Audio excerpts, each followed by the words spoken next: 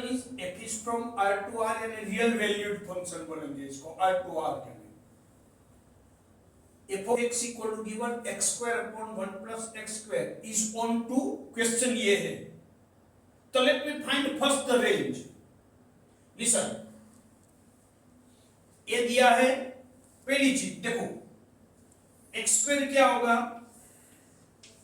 Greater than equal to 0 होगा। अच्छा, ये 0 या तो 0 से बड़ा।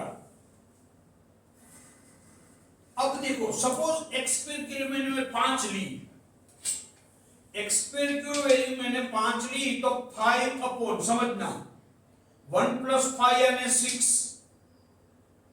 5/6 यानी डिनोमिनेटर कितना आया, न्यूमरेटर से बड़ा आया, यानी ए वैल्यू कितनी होगी, लेस देन 1 हो गई। यानी ये फंक्शन का रेंज क्या हुआ, रेंज ऑफ एफ कितना होगा, 0 या तो 0 से बड़ा या तो क्या होगा, less than 1, like this explanation. तो range of f close interval 0 to 1 and this is not codomain of f. Codomain. So that's why this function is not on 2. Now let me take the second question like this way. For instance, f is from r to r, f of x equals to x square minus 3x plus 2 is on to, बस on to के लिए सिर्फ आपको range ही find करना है। f of x equal to this, f of x है ना y, तो y equal to x square minus 3x plus 2। a to b function है, x डोमेन में से आएगा, y यानी रेंज कोडोमेन में से आएगा। y यानी रेंज, तो रेंज इसका ढूंढोपेन है, कैसे, तो दिस इक्वल्स टू, देखो इसको मैं परफेक्ट स्क्वायर बनाता हूं, तो अकॉर्डिंग टू 10th स्टैंडर्ड है, 10वीं में सिखाया ना, x के आधे का परफेक्ट स्क्वायर, x का कोफिशिएंट -3, इसका आधा -3/2 स्क्वायर, और इसका स्क्वायर सब्ट्रैक्ट करो, -9/4, 3/2 का स्क्वायर ने 9/4 सब्ट्रैक्ट करो, +2 का +2, this equal to x minus 3/2 the square, ये 4 टू जाए माइनस यानी -1/4। तो y की वैल्यू ये आई। ना ये वैल्यू क्या होगी, x minus 3/2 the square will be either 0 or more than 0।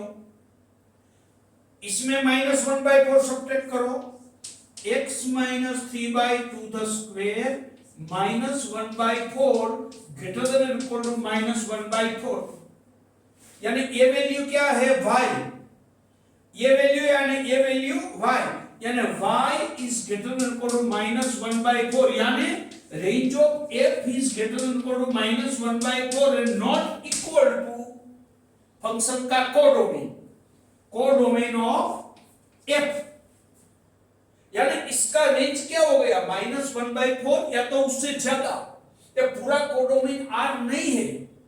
So this function is not on 2। Let me take the one more example and let me solve this by another way. For instance, मैंने question लिया, f is from R to R, f is from R to R, f of x equal to x square is on to, let me do this in another way, f of x यानी y equal to x square, in the definition I said you, for every y I must get at least one x, x कहां से लाओगे? तो कि from the functional formula, function की formula है ना, यहां से x लाएंगे, y equal to x square. तो x कितना होगा आपका? x इक्वल टू प्लस और minus root y। For every y मुझे x मिलना चाहिए, तो x आपका जो फंक्शन दिया है उसमें से इसे x फाइंड किया, इधर x प्लस और माइनस लिखेंगे, क्योंकि x यानी डोमेन, y यानी कोडोमेन, यानी x r में से आता है, r में वैल्यू प्लस माइनस कुछ भी होगी, इसलिए वी हैव टेकन x की वैल्यू प्लस और माइनस रूट y। अब क्या बोला था?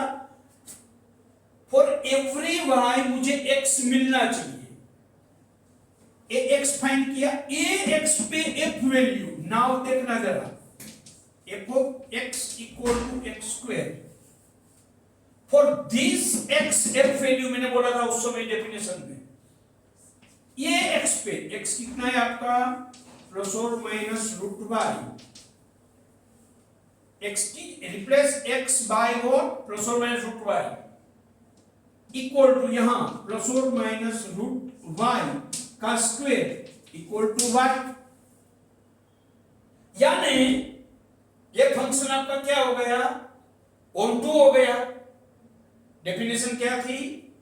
For every y I must get x, तो x फाइंड किया फंक्शन में से, ये x पे क्या फाइंड करो? फंक्शन की वैल्यू, तो y I so on to. But ये आंसर सही नहीं है। क्यों सही नहीं है? ये मैं सिखाता हूं, ये तो मैंने आपको ये मेथड दिखाने के लिए किया, अब दूसरे तरीके से समझो। Here f of x equal to x square, range ढूंढो, तो x स्क्वायर क्या होगा? x square is greater than equal to 0, यानी x स्क्वायर यानी y is greater than equal to 0, यानी रेंज ऑफ f क्या हो गया आपका? 0 to infinity, that is not equal to codomain of f, so not onto। Clear? अच्छा, और third में भी आप सोच सकते हो इसको, कैसे? अच्छा, look, if you draw the graph of x square, if you are knowing the graph, then draw graph। Suppose मैंने ग्राफ ड्रॉ किया, x स्क्वायर का ग्राफ है, y equal to x square. देखो, लिसन, अच्छे से समझना है ये सब चीजें while you solve the question, whether your board question or general question or IIT question, whenever you think, basic एक कंसीडरेशन आपके दिमाग में लेना चाहिए कि कैसे how to proceed. Listen, here this is 0, ये x स्क्वायर एक क्वाड्रेटिक का इक्वेशन है, parabola upward parabola. Listen, as you आपको ग्राफ पे चलना है, कहां चलना है? ग्राफ पे, कहीं से भी चलो, as you walk the graph, देखो जैसे जैसे आप ग्राफ पे ऐसे चल रहे हो, ऑलवेज लेफ्ट टू राइट ही चलना है, याद रखना है। जैसे यहां से स्टार्ट किया, जैसे ऐसे चलोगे तो ये x की वैल्यू ऐसे जाएगी, समझना, ये x के लिए आपका ये y है, सपोज यहां -1 है तो ये y होगा, यानी ये पॉइंट आपका -1 and 1 हुआ। सपोज यहां आपका -1/2 है, तो -1/2 के लिए -1/2 का स्क्वायर 1/4 होगा, तो ये आपका 1/4 हुआ। यानी जैसे you walk on the graph from LHS to RHS, तो x बढ़ेगा ऐसे, और y क्या होगा? गिरता जाएगा। y की वैल्यू और x 0 रखा तो y भी 0, x 0 तो y 0, ये पॉइंट। फिर आप यहां आए, सपोज यहां आए, तो जैसे ऐसे चलेंगे तो ये x के लिए ये y, ये x आया सब आपका, तो ये x के लिए ये y, ये x के लिए ये y, यानी y का अपवर्ड पोर्शन कवर हो रहा है, नीचे का y नहीं मिल रहा है। देखो, कोई भी x के लिए आपको यहां y की नेगेटिव वैल्यू नहीं मिल रही है, यानी x तो सब आ रहा है। देखो x यहां से आप कोई भी x कोई भी ले लो, x बिलोंग्स टू R है, लेकिन y की वैल्यू कौन सी मिल रही है? 0 या तो 0 से बड़ी पॉजिटिव y, नेगेटिव y नहीं मिल रहा है। सो दिस फंक्शन इज, यानी कौन सी वैल्यू छूट गई y में से?